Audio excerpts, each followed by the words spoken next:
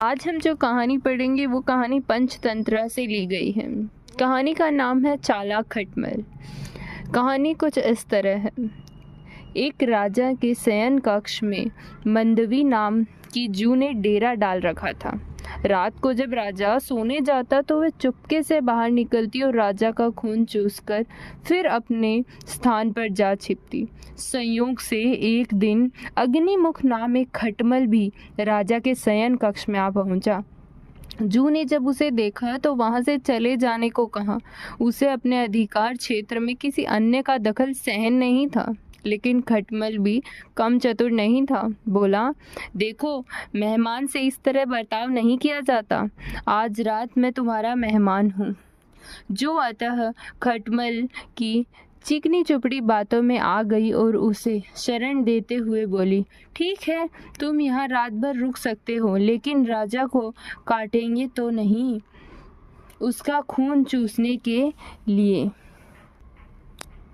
खटमल बोला, लेकिन मैं तुम्हारा मेहमान हूँ, मुझे कुछ तो दोगी खाने के लिए।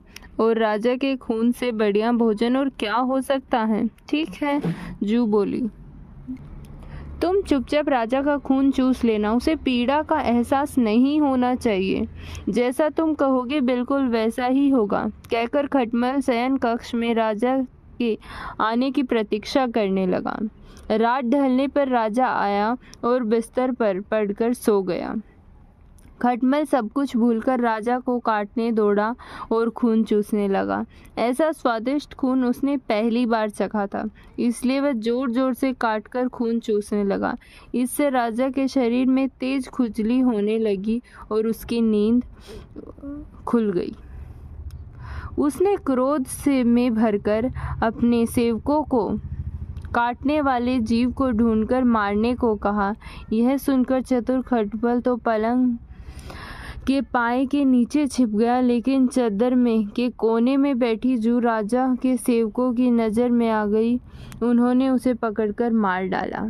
ये कहानी है और इस कहानी से हमें यही शिक्षा मिलती है कि हमें जांच परखने के बाद ही अनजानों पर भरोसा करना चाहिए। अगर जू खटमल पर भरोसा ना करती तो शायद वह जिंदा रहती, परंतु उसने उस अनजान खटमल पर भरोसा किया और अपने जान से हाथ धो बैठी।